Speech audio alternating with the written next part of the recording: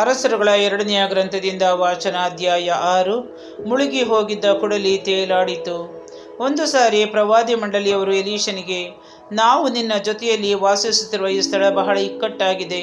ಆದುದರಿಂದ ನಾವು ಜೋರ್ಡಾನಿಗೆ ಹೋಗಿ ಅಲ್ಲಿ ಪ್ರತಿಯೊಬ್ಬನು ಒಂದೊಂದು ದಿಮ್ಮಿಯನ್ನು ಕಡಿದುಕೊಂಡು ಬಂದು ನಮಗೆ ಇರಲು ಒಂದು ಮನೆಯನ್ನು ಕಟ್ಟಿಕೊಳ್ಳೋಣ ಎಂದರು. ಅವನು ಅವರಿಗೆ ಹೋಗಬಹುದು ಎಂದು ಹೇಳಿದನು. ಅವರೆಲ್ಲೊಬ್ಬನು, ದಯವಿಟ್ಟು ತಾವು ತಮ್ಮ ಸೇವಕರಾದ ನಮ್ಮ ಜೊತೆಯಲ್ಲಿ ಬರಬೇಕು ಎಂದು ಬೇಡಿಕೊಂಡರು. ಎಲೀಷನು ಬರುತ್ತೇನೆ ಎಂದು ಹೇಳಿ ಅವರೊಡನೆ ಹೊರಟನು. ಅವರು ಜೋರ್ಡಾನನ್ನು ಮುಟ್ಟಿ ಮರಗಳನ್ನು ಕಡಿಯುತ್ತಿರುವಾಗ ಒಬ್ಬನ ಕೊಡಲಿ ಕಾವು ತಪ್ಪಿ ನೀರೊಳಗೆ ಬಿದ್ದಿತು. ಆದುದರಿಂದ ಅವನು, ಅಯ್ಯೋ ಗುರುವೇ, ನಾನು ಅದನ್ನು ಸಾಲವಾಗಿ ತಂದಿದ್ದೆ ಎಂದು ಸಂತಾಪಿಸಿದನು. ದೈವ ಪುರುಷನು ಅದು ಎಲ್ಲಿ ಬಿದ್ದಿತು ಎಂದು ಕೇಳಿದನು.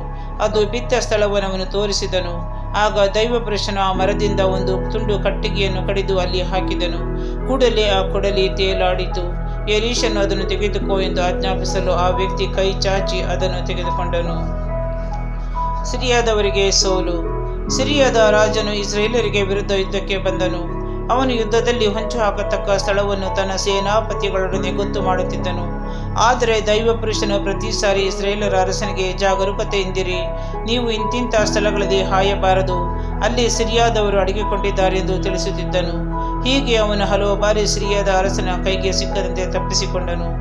ಈ ಕಾರಣ ಸಿರಿಯಾದ ಅರಸನು ಕಳವಳಗೊಂಡು ತನ್ನ ಸೇನಾಪತಿಗಳನ್ನು ಕರೆದು, ನಮ್ಮವರಲ್ಲಿ ಇಸ್ರಾಯೇಲರ ಅರಸನ ಪಕ್ಷದವರು ಯಾರೋ ಇದ್ದಾರೆ, ನನಗೆ ನೀವು ಯಾರೂ ತಿಳಿಸುವುದಿಲ್ಲವೇ ಎಂದು ಕೇಳಿದನು. ಆಗ ಅವರೆಲ್ಲೊಬ್ಬನು, ನನ್ನ ಒಡೆಯರಾದ ಅರಸೇ, ಹಾಗಲ್ಲ, ಇಸ್ರಾಯೇಲರಲ್ಲಿ ಎಲೀಷನೆಂಬೊಬ್ಬ ಪ್ರವಾದಿ ಇದ್ದಾನೆ. ನೀವು ನಿಮ್ಮ ಮಲಗುವ ಕೋಣೆಯಲ್ಲಿ ಆಡುವ ಮಾತುಗಳನ್ನು ಸಹ ಅವನು ಅರಿತುಕೊಂಡು ಎಲ್ಲವನ್ನು ಇಸ್ರಾಯೇಲರ ಅರಸನಿಗೆ ತಿಳಿಸುತ್ತಾನೆ ಎಂದನು. ಅರಸನು ಇದನ್ನು ಕೇಳಿ, ಅವನು ಎಲ್ಲಿರುತ್ತಾನೆಂದು ವಿಚಾರಿಸಿರಿ, ನಾನು ಅವನನ್ನು ಹಿಡಿಸುತ್ತೇನೆ ಎಂದು ಹೇಳಿದನು.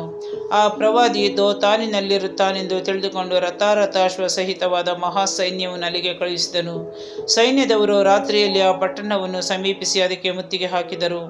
ದೈವ ಪುರುಷನ ಸೇವಕನು ಬೆಳಗ್ಗೆ ಎದ್ದು ಹೊರಗೆ ಹೋದಾಗ ರಥಾರಥಾಶ್ವ ಸಹಿತವಾದ ಮಹಾಸೈನ್ಯವು ಬಂದು ಪಟ್ಟಣದ ಸುತ್ತಲೂ ನಿಂತಿರುವುದನ್ನು ಕಂಡು ತನ್ನ ಯಜಮಾನನಿಗೆ, ಅಯ್ಯೋ ಗುರುವೇ, ಏನು ಮಾಡೋಣ ಎಂದನು. ಆಗ ಎಲೀಷನು, ಹೆದರಬೇಡ, ಅವರ ಕಡೆ ಇರುವವರಿಗಿಂತಲೂ ನಮ್ಮ ಕಡೆ ಇರುವವರು ಹೆಚ್ಚಾಗಿದ್ದಾರೆ ಎಂದು ಹೇಳಿ, ಹೇ ಸರ್ವೇಶ್ವರ, ಇವನು ನೋಡುವಂತೆ ಇವನ ಕಣ್ಣುಗಳನ್ನು ತೆರೆಯಿರಿ ಎಂದು ಪ್ರಾರ್ಥಿಸಿದನು. ಸರ್ವೇಶ್ವರ ಅವನ ಕಣ್ಣುಗಳನ್ನು ತೆರೆದರು. ಆಗ ಎಲೀಷನ ರಕ್ಷಣೆಗಾಗಿ ಸುತ್ತಣ ಗುಡ್ಡಗಳಲ್ಲಿ ಬಂದು ನಿಂತಿದ್ದ ಅಗ್ನಿಮಯವಾದ ರಥಾರಥಾಶ್ವಗಳು ಆ ಸೇವಕನಿಗೆ ಕಂಡವು. ಶತ್ರುಗಳು ಸಮೀಪಕ್ಕೆ ಬಂದಾಗ ಎಲೀಷನು, ಸ್ವಾಮಿ, ಈ ಜನರನ್ನು ಕುರುಡರನ್ನಾಗಿ ಮಾಡಿ ಎಂದು ಸರ್ವೇಶ್ವರನು ಪ್ರಾರ್ಥಿಸಿದನು. ಅವರು ಅವನ ಮೊರೆಯನ್ನು ಆಲಿಸ ಜನರನ್ನು ಕುರುಡರನ್ನಾಗಿ ಮಾಡಿದರು. ಆಗ ಎಲೀಷನು, ನೀವು ಹೋಗಬೇಕೆಂದಿದ್ದ ಪಟ್ಟಣವು ದಾರಿಯೂ ಇದಲ್ಲ, ನನ್ನ ಜೊತೆಯಲ್ಲೇ ಬನ್ನಿ, ನೀವು ಹುಡುಕುತ್ತಿರುವ ವ್ಯಕ್ತಿಯ ಬಳಿಗೆ ನಿಮ್ಮನ್ನು ಕರೆದುಕೊಂಡು ಹೋಗುತ್ತೇನೆಂದು ಹೇಳಿ ಅವರನ್ನು ಸಮಾರ್ಯಕ್ಕೆ ಕರೆದುಕೊಂಡು ಹೋದನು. ಅವರು ಸಮಾರ್ಯದೊಳಗೆ ಬಂದಾಗ ಎಲೀಷನು, ಇವರು ನೋಡುವಂತೆ ಇವರ ಕಣ್ಣುಗಳನ್ನು ತೆರೆಯಿರಿ ಎಂದು ಸರ್ವೇಶ್ವರನನ್ನು ಬೇಡಿಕೊಂಡನು. ಅಂತ್ಯ ಸರ್ವೇಶ್ವರ ಅವರ ಕಣ್ಣುಗಳನ್ನು ತೆರೆದರು. ಆಗ ಅವರಿಗೆ ತಾವು ಸಮಾರ್ಯದಲ್ಲಿದ್ದೇವೆಂದು ತಿಳಿದು ಬಂದಿತು.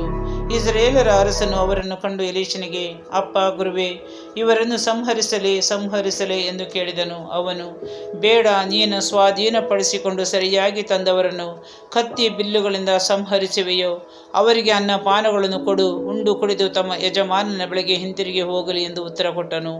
ಆಗ ಅರಸನು ಅವರಿಗಾಗಿ ಒಂದು ದೊಡ್ಡ ಔತಣವನ್ನು ಮಾಡಿಸಿ ಅವರು ಅನ್ನಪಾನಗಳನ್ನು ತೆಗೆದುಕೊಂಡ ಮೇಲೆ ಅವರನ್ನು ಅವರ ಯಜಮಾನನ ಬಳಿಗೆ ಕಳುಹಿಸಿದನು. ಅಂದಿನಿಂದ ಸುಲಿಗೆ ಮಾಡುವ ಸಿರಿಯದ ಗುಂಪುಗಳು ಇಸ್ರಾಯೇಲರ ಪ್ರಾಂತ್ಯದೊಳಗೆ ಮತ್ತೆ ಬರಲಿಲ್ಲ. ಸಮಾರ್ಯಕ್ಕೆ ಮುತ್ತಿಗೆ. ಆಮೇಲೆ ಸಿರಿಯದ ರಾಜ ಬೆನ್ಹದದನು ತನ್ನ ಸೈನ್ಯವನ್ನೆಲ್ಲ ಕೂಡಿಸಿಕೊಂಡು ಬಂದು ಸಮಾರ್ಯಕ್ಕೆ ಮುತ್ತಿಗೆ ಹಾಕಿದನು. ಆಗ ಸಮಾರ್ಯ ಪಟ್ಟಣದಲ್ಲಿ ಘೋರ ಕ್ಷಾಮವಿತ್ತು. ಮುತ್ತಿಗೆಯ ನಿಮಿತ್ತ ಅದು ಮತ್ತಷ್ಟು ಘೋರವಾಗಿ ಒಂದು ಕತ್ತೆಯ ತಲೆಯನ್ನು 9 ಬೆಳ್ಳಿ ನಾಣ್ಯಗಳಿಗೂ 200 ಗ್ರಾಂ ಕಾಡು ಈರುಳ್ಳಿಯನ್ನು 5 ಬೆಳ್ಳಿ ನಾಣ್ಯಗಳಿಗೂ ಮಾರಲಾಗುತ್ತಿತ್ತು. ಒಂದು ದಿನ ಇಸ್ರಾಯೇಲರ ಅರಸನು ಕೋಟೆಯ ಮೇಲೆ ತಿರುಗಾಡುತ್ತಿರುವಾಗ ಒಬ್ಬ ಮಹಿಳೆ, ಅರಸರೇ, ನಮ್ಮ ಒಡೆಯರೇ, ನಮ್ಮನ್ನು ಕಾಪಾಡಿ ಎಂದು ಮೊರೆಯಿಟ್ಟಳು. ಅರಸನು ಆಕೆಗೆ, ಸರ್ವೇಶ್ವರ ಸ್ವಾಮಿ, ನಿನ್ನನ್ನು ಕಾಪಾಡದಿದ್ದರೆ ನಾನು ಹೇಗೆ ಕಾಪಾಡಲು ಸಾಧ್ಯ? ಕಣದಲ್ಲಾಗಲಿ ದ್ರಾಕ್ಷಿ ಅಲಿಯಲ್ಲಾಗಲಿ ಏನಾದರೂ ಇದೆಯೇ ಎಂದು ಹೇಳಿ ನಿನಗಿರುವ ದುಃಖ ಯಾವುದು ಎಂದನು.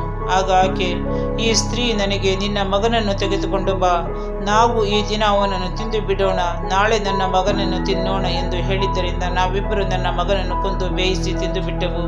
ಮರುದಿನ ನಾನು ಈಕೆಗೆ, ಈ ದಿನ ನಿನ್ನ ಮಗನನ್ನು ತೆಗೆದುಕೊಂಡು ಬಾ, ಅವನನ್ನು ಕೊಂದು ತಿನ್ನೋಣ ಎಂದಾಗ ಈಕೆ ಆತನನ್ನು ಎಲ್ಲಿಯೂ ಅಡಗಿಸಿ ಬಿಟ್ಟಳು ಎಂದು ಹೇಳಿದನು.